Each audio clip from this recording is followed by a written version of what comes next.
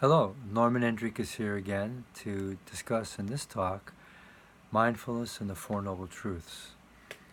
This is a teaching that was one of the first teachings that was offered by the Buddha when he had awakened and brought his teachings back to his fellow monks that he had been working with before he went off on his own.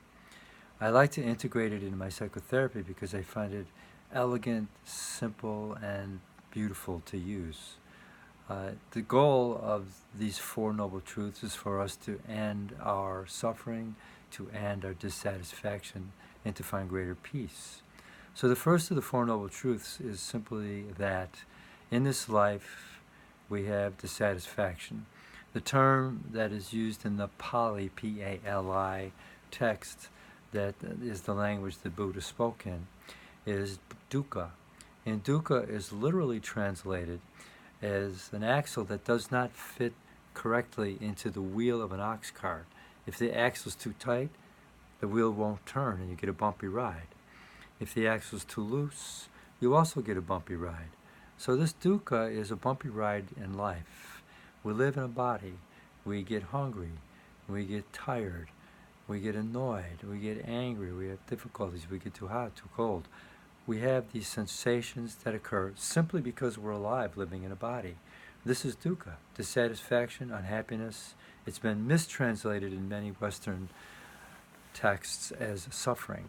Yes, there's suffering, but it's more than suffering.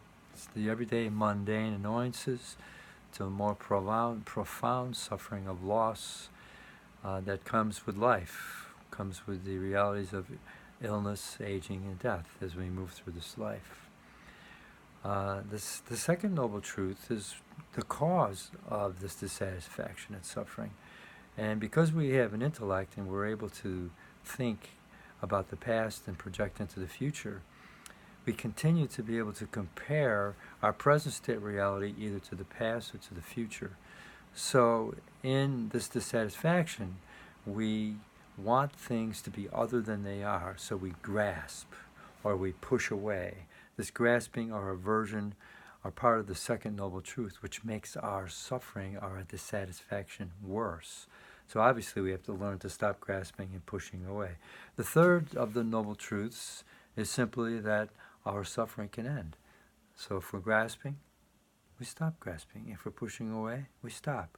We allow things to be as they are. That's easier said than done, and that's why there's a fourth noble truth. The fourth noble truth is the path, or in the Buddhist language, the Eightfold Path. This Eightfold Path is consisting of different elements that include wisdom, ethics, and concentration practice to guide us along the way to achieve this letting go and not continue to suffer. I'll have another talk in more detail on the components of the Eightfold Path. So thank you. Bye-bye.